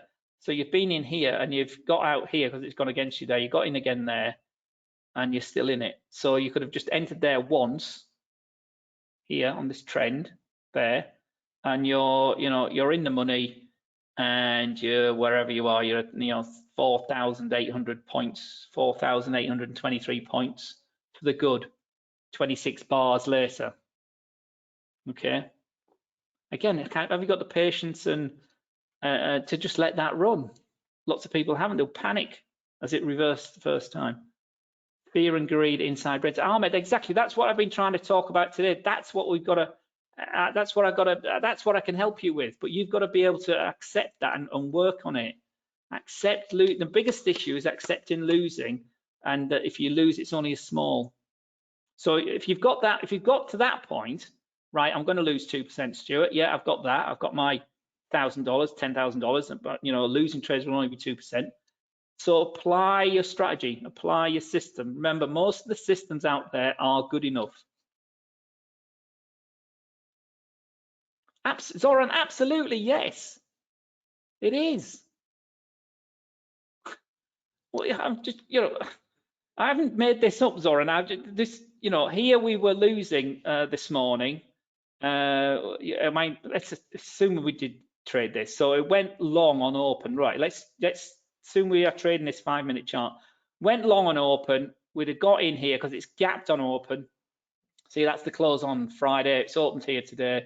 We'd have gone long up to there, and it would have stopped us out. Say there's its turnaround, but we'd probably been stopped out there. Then it looked like it was going to go long again. It didn't, so we lost another trade there. Then it's gone short. We've made some money there as it's turned around. Actually, we haven't made any money. Oh yeah, we made a little bit because we got in there and got out there. Then it's gone sideways, but it hasn't stopped us out because our stop loss would have been down here because of this big candle. Then we've gone up a bit. Then it stopped us out. So that's a losing trade there. That would have been a losing trade there, but so we've gone long again there. Then we've gone short. So we're down, definitely down for the, we're down for the day, aren't we, until that point.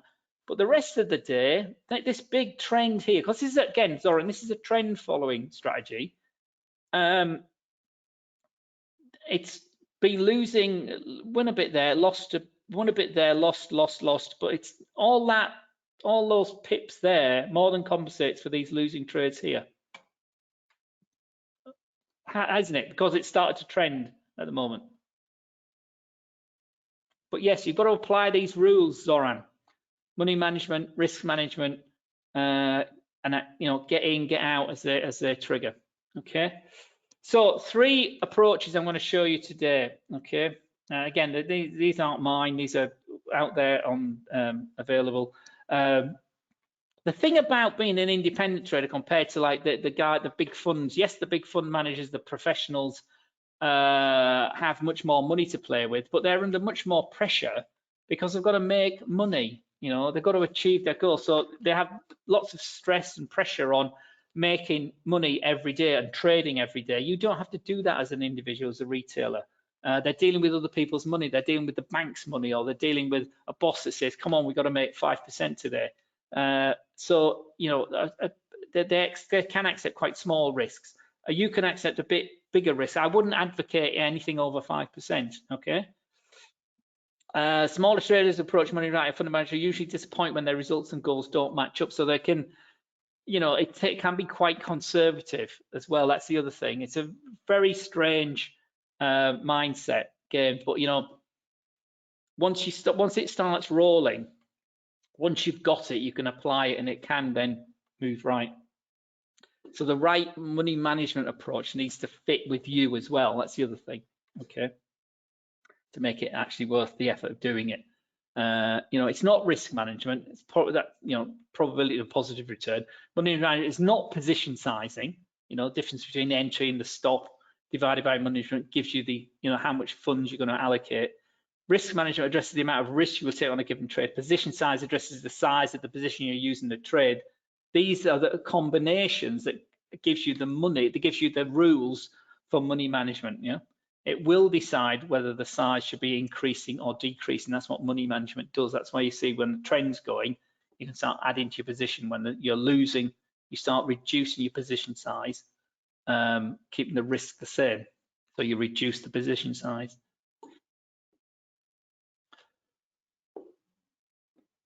Again, everything I've said today is not going to turn you into a successful trader overnight. But you need to apply all these things we talked about today if you want to be a successful trader.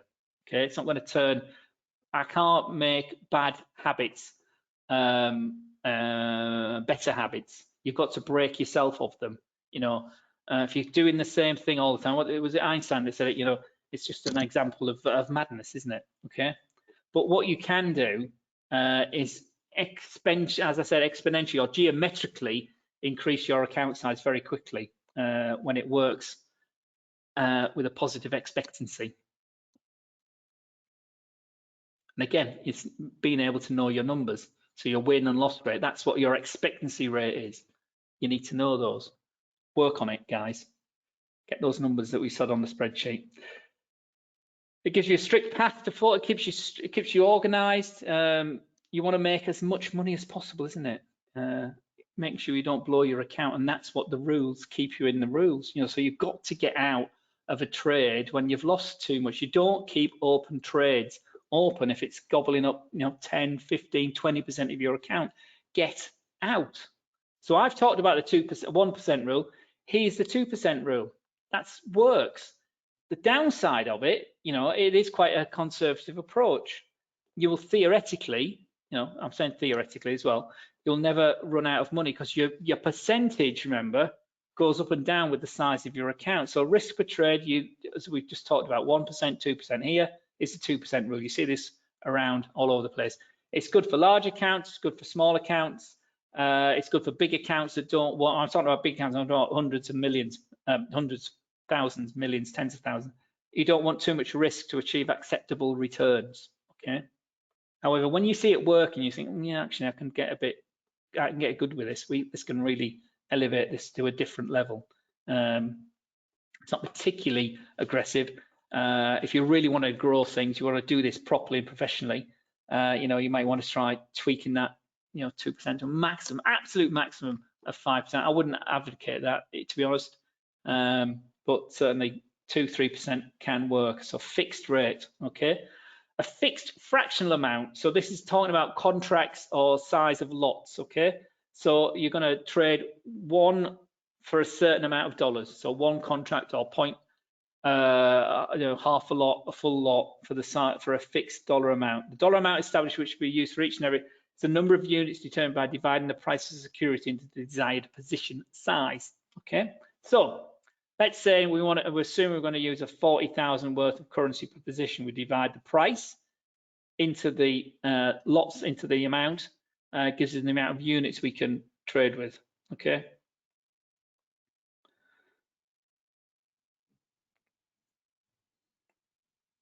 If the X number when X is too large, then this method is risk averse, but growth is slow. When X is too small, then growth is quick, but there's a possibility of catastrophic loss. So keep your dollar amount realistic. Okay, I don't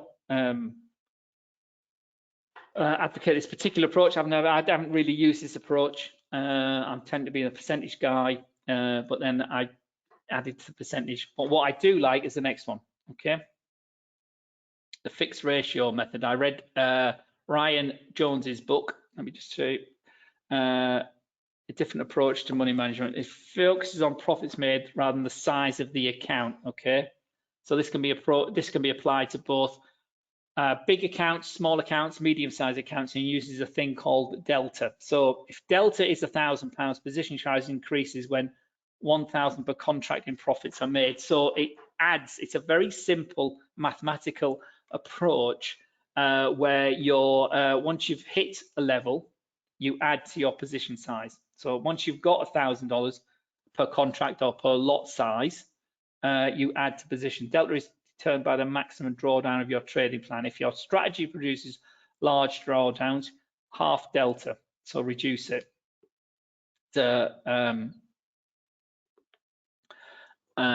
It can be applied once you've got some trades behind you. You've got all this drawdown, these hit rates, these expectancy rates.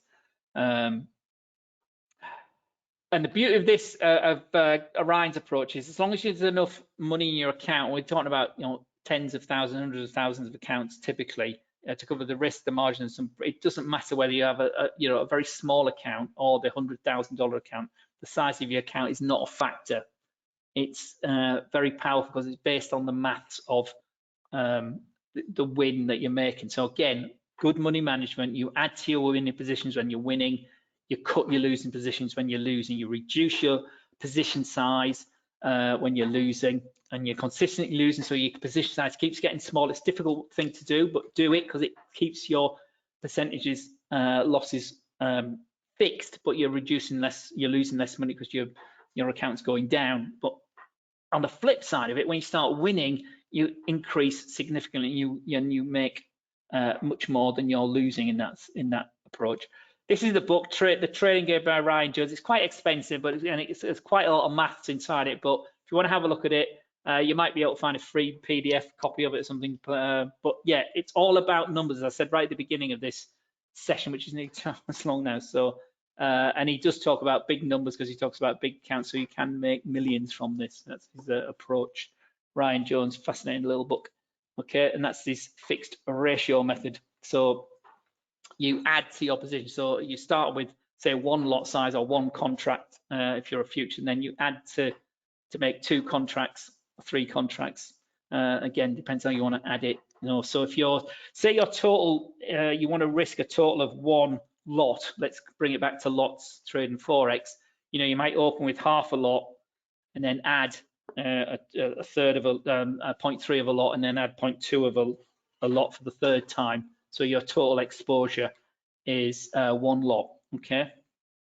And again, it's great for small accounts, but you increase your position. Once you start getting good with it and slick with it, you can go geometrically very, very quickly. And it's good for small accounts when you're getting maximum of, like, you trade up to 5 lots or 5 contracts maximum. Okay, but it can increase quite quickly. And it's a great way of doing it. I like that as well. I've used that approach in the past as well. So fixed percentage, fixed ratio. Two of my favorite ways of doing money management. You know, it makes sense. It's not rocket science. It is all about risk management and money management. You know, it's what you're expecting to do.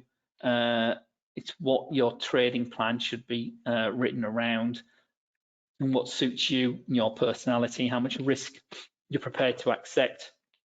Can you add to winning positions like this one? You know, I might have added again. That's saying add again now. I'm doing this now purely on instinct. The fact, why have I added there? Because we're at that low that we tested, you know, for 20 minutes or so. Remember this low? We've broken it now. And the candle size, that's pure, just, you know, having stared at charts all the time for years. It's just instinct now. And the trend is running. What's the worry? Well, RSI is 29. It's been oversold. It's down in oversold area. The ATR here, the volume hasn't started. It's flattening out. I mean, still obviously only a 2-minute chart. It's starting to actually starting to go up, so it's actually coming with me. So this level might have been the level it might have wanted to break, this 15,630.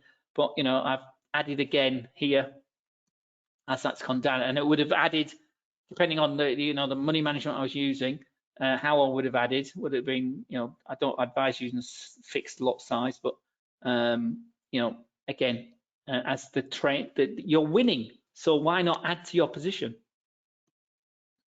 Just because it's run whatever it's run, you know, what it was. What's the ATR there? It's 7 at that point, so it's already run. I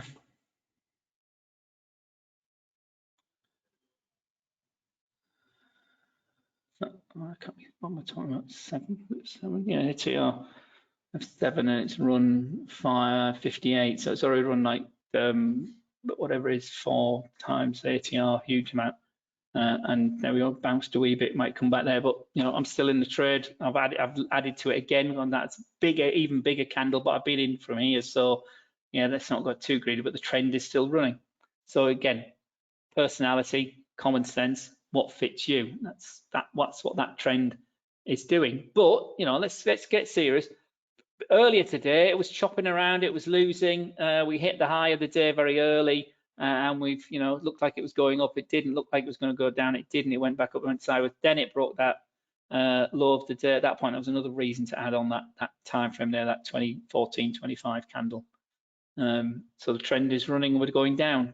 Won't last forever, but we're in the money at the moment. Thanks very much. No need to get out. Stop loss probably around about that. Might even be here now, that 15,630, that low, or here that 9 period EMA there at 15,634. See what happens. Patience, discipline, let it run. So there we go, my friends. It all really is in the numbers. If you want that, it says few of you asked for the spreadsheet. Steve, I'll send it to you. Litil, I'll send it to you. How many of you still here listen to me dribbling on for nearly 2 hours? Oh my word. So yeah, this is what successful traders do. They don't get too hung up on the, you know, the numbers and the data, the sentiment. They understand where we're going. Are we long? Are we short? Are we going sideways? Price action, risk management, money management, absolutely vital. That's what they all talk about. And you know, it's an art and a skill. It's not an egg science. Things go up and things go down, and you get things wrong, as I keep saying all the time. So, ladies and gentlemen, I'm going to have to split this in two because it's taken 2 hours. So, thanks for your time. Any questions before we make forward? Zoran, keep at it, my friend. If you want to speak to me directly, please email me. Find me on Facebook. Find what's going wrong. If you're only risking 0.5% of your account, yeah, you might, let me see if we can help you. Okay, no problem, Twin. Tomorrow we'll be doing this live. We'll have some live analysis, so come and join me tomorrow. We'll see this whether we're trending or whether we're mean reverting. Join me tomorrow at the same time for an hour or so. Fibonacci, a technique, a fantastic technique. I really like it. Some advanced probably arcs and spans with Otto on Thursday. Scalping, short time frames. Lots of people get attracted to it because it's fast, it's quick. Is it easy? Join me on next Tuesday for that. Live analysis every Wednesday. Doshian channel, old as the hills, but a great approach. Too many people just don't follow it. Some of the early technical traders use Doshian channels. Correlation and what is a strategy? In fact, what is an approach? I keep talking about strategies and systems. Join Otto, and he breaks it all down, or we'll break it all down in that session for our final webinar of April. Any questions, anybody? My 3 favorite trading books of all time, and my favorite book of last year was this one, Best Trader Wins. Best Loser Wins by Tom Hugard. Do get a copy of them if you can. I was quite busy. Now I joined the webinar, but I think it's too late. Please, can you send me my email? Salam, I will send you a copy of the slides. Actually, the slide deck, Salman, is there to download, but do watch the recording. I mean, it's 2 hours long, but do download it. It'll be up on our website shortly. Okay, take care, guys. Thank you for your time. So email me at webinars@hfm.com if you want some more. I will send those of you that want a copy of the spreadsheet after I've gone and had a cup of coffee. And see you soon. Take care. See you all tomorrow for some live analysis. All the best, everyone. Bye-bye.